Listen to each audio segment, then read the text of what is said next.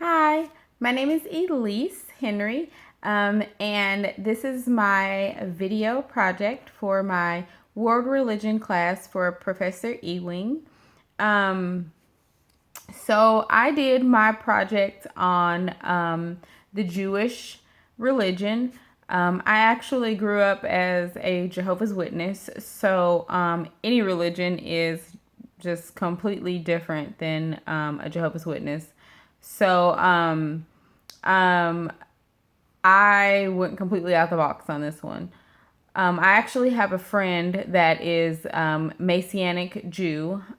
So that is kind of what caught my interest when it came to the religion of Jewish. So I actually joined her in fellowship at a synagogue in Duncanville called Bat Zion Messianic Synagogue and or Messianic Congregation. And it is located at 730 North Cedar Ridge in Duncanville, Texas, 75116. I've actually lived in Duncanville and I passed by it many, many times and never really knew what it was. I passed by it for years and years and years. So it was kind of cool to actually go in for the very first time. We went this past Saturday. What was that? The 11th or the 12th? We went this past Saturday. We went to Shabbat service at 10:40. And it was very interesting. Let me get my papers here.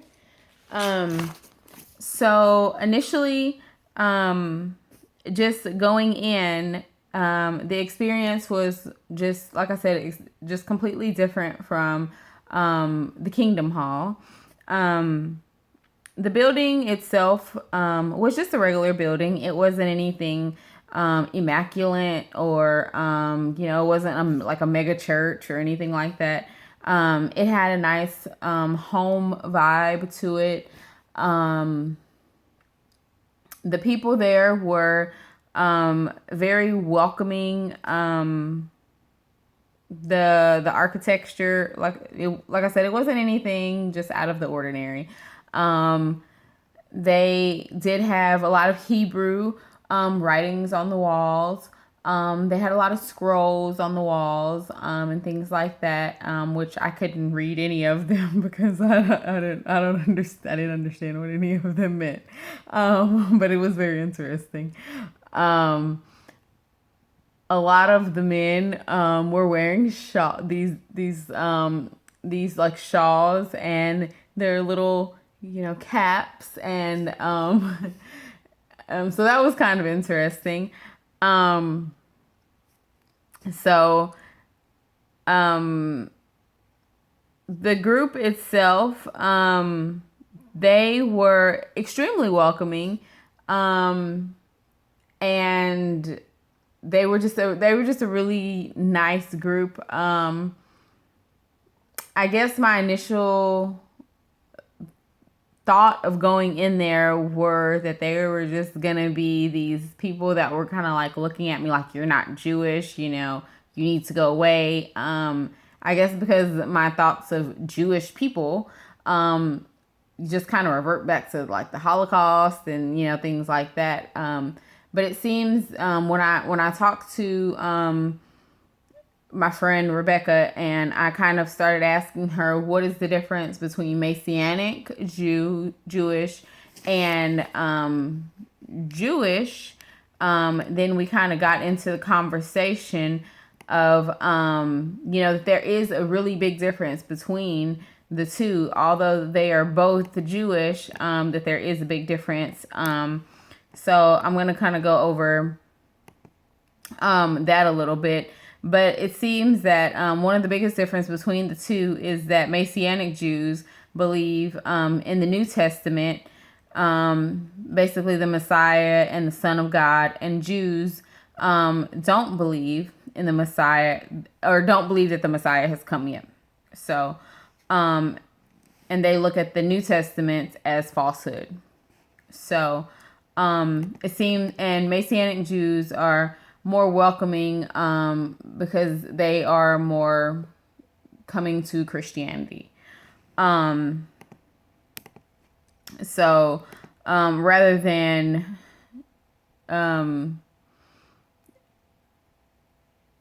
Jewish, they want you to convert over to Judaism, and they take it extremely serious, and they want you to study, and they want you to they tend to separate the men from the women. They don't want praise and dancing, and that kind of thing just doesn't happen in a true Jewish setting, of a synagogue. And so those are just kind of some of the differences between Messianic Jew and regular Jewish, which is what my friend is. So I'm really glad that I was able to experience the Messianic Jewish community, and not the Jewish community, because I think that might have scared me just a little bit. But so at the services, like I said, I was able to, I was definitely welcomed by a lot of the members. They, had nothing but good things to say. They immediately took in to my son. He's 8 years old. And they had a youth group service for him. They immediately took him. He went there. He really enjoyed it as well. They didn't push, God onto him, but they did talk to him, about different things, about behaviors and, how you should act towards your parents, and things like that. But it wasn't just, flat out trying to, convert my child. So, that was the good thing too, which I really enjoyed and respected about them. So he really enjoyed himself. He enjoyed being around the other children. They had a lot of praise. They had a lot of dancing. The women would get up and dance in circles. It was just a really good environment, vibrant, and fun. It was definitely something that I had never seen before. Growing up as a Jehovah's Witness, there are no youth groups. Your children sit in the Kingdom Hall with you beside their parents. It's very quiet. You sing kingdom melodies. It's just different. Nothing wrong with it. It's just a lot different. Is what I have to say. So, so there was a lot of congregational participation. There were prayers that were said, and things like that. So, yeah. Let's see, what else? A couple of other things that I kind of interviewed and talked to my friend a little bit, because I did want to get to know a little bit more about the Messianic Jewish culture. And I asked her a little bit about why, because I asked her, is there a reason why Messianic Jewish culture or religion seems to do things exactly how the Bible asks it to do? They don't modernize anything.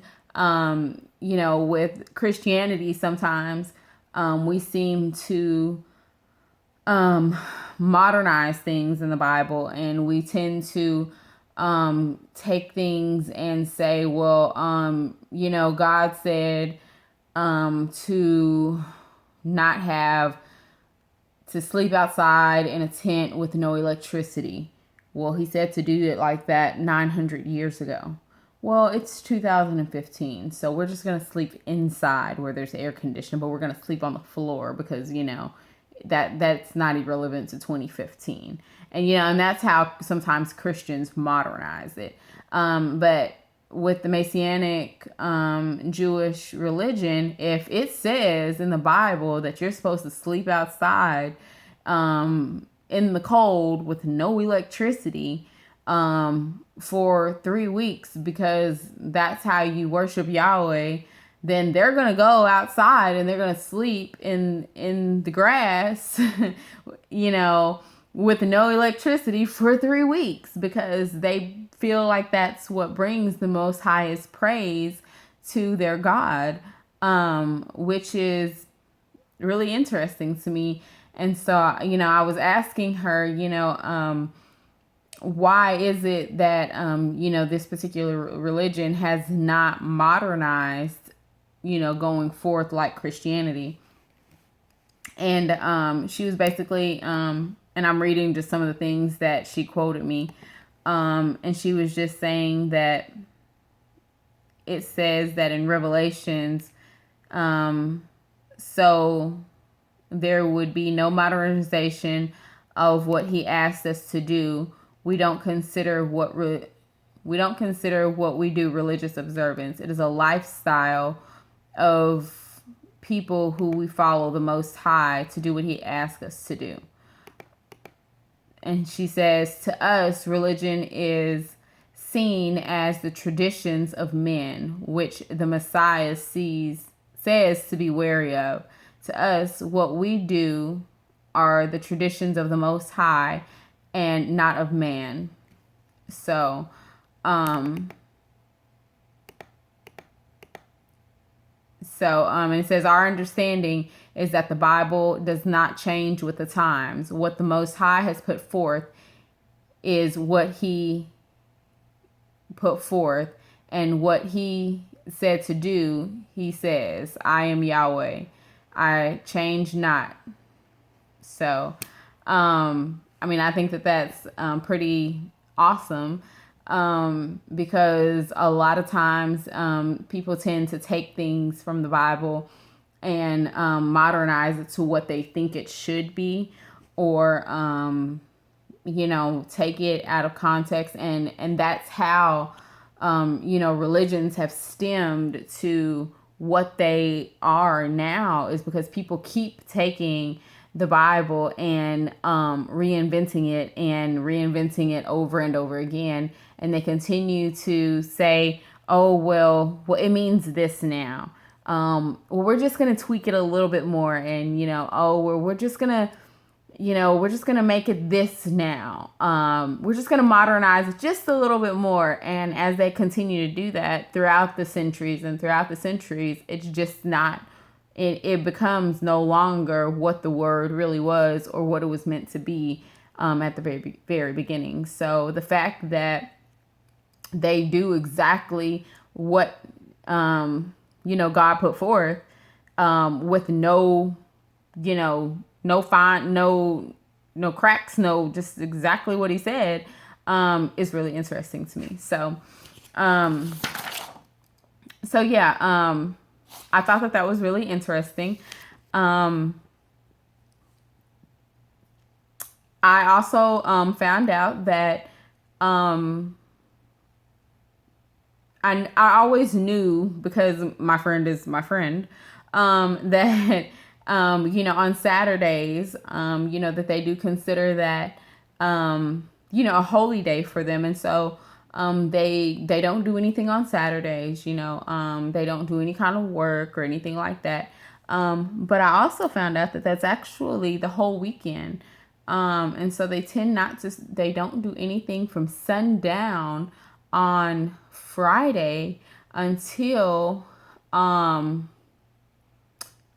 up on Sunday. So it's actually a little bit longer than I thought that it was, which is kind of interesting. So I don't really know if I could live that particular lifestyle, but it's a lot different.